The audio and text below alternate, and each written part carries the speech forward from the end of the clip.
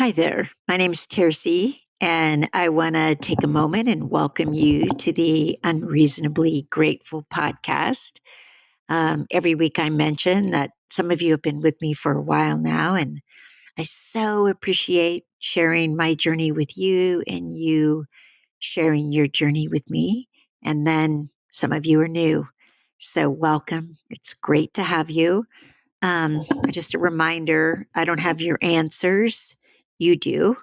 But sometimes when we listen to someone else's story, it's just easier for us to see something about ourselves, about our own life, our own journey.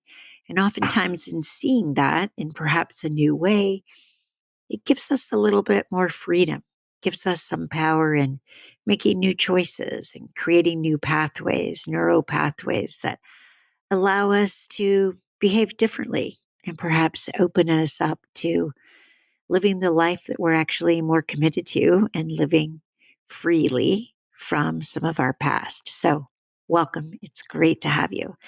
We're still in a series where I'm reading stories from my recently released book, also called Unreasonably Grateful Living in Grace by Choice. However, last week I took a break from that and I shared with you an offering that I was making, which is available on my website, tercyenglehart.com. And I want to thank you. I want to thank those of you who signed up for a session. It's always an honor to sit with you, to draw a little bit closer, to get to know you more personally, and also just to share with you how beautiful and powerful and compassionate and amazing you are in a way that may give you some freedom from a story that's probably old and outdated that you have about yourself that may be actually inhibiting you in your life. So, thank you for that. It's been wonderful. If you're interested, you can go to my website. It's a donation basis session. I only offer a few each week. And yeah, it's been so rewarding and I'm so grateful. Okay, so today's story is actually called slowing down, something that's not that easy for any of us. It's actually kind of an act of rebellion in this time of, yeah, so much speed. Everything's instant, whether it's a text, even email seems slow now, where it used to seem really quickly. Um, so, yeah, I remember when I had this experience, I was driving on 280 in an old 1953 Chevrolet pickup that I'd purchased because I could afford it. And it was kind of cool because the cool cars were outside of my ability to purchase at that time. So, okay. So the year that I'm attributing to this is 1998. And this is on page 42 if you're following along. And it's chapter 23.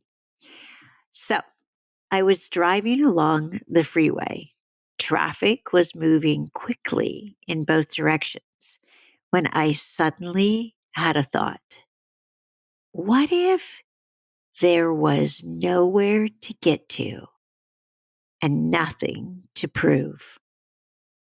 How different life would be. I seem to be in such a hurry, always running behind, trying to make it, arrive on time, somewhere. What if we have it all backward?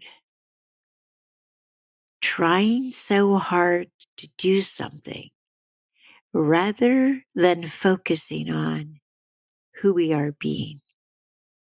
What if? It's a great question.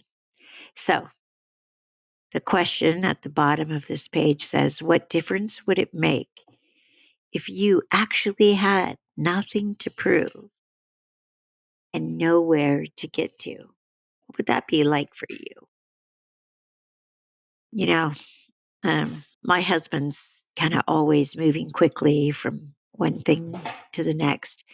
And even moving up here to Idaho recently, I've realized how valuable and important it is to just be present with what I'm doing and not even thinking ahead to like what comes next, but just to be here, right now. So think about that. Look and see. How often do you feel like you're hurrying from one thing to the next rather than just sinking into like this moment, the one that we're in, this moment right here, right now, the one that you and I are sharing?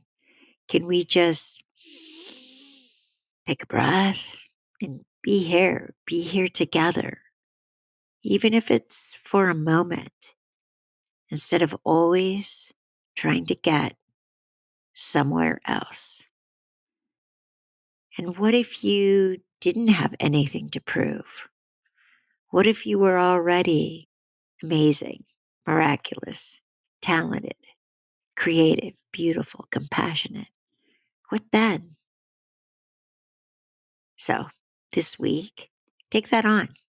Answer that question on a daily basis and see if you can't see the value in just slowing down a bit, staying really present, and just appreciating this moment, the one right here, right now. Breathe and let go. One of the things you'll notice is you have a lot more time. All right. Have a beautiful week, and I'll see you next week. And thank you again for sharing your journey with me.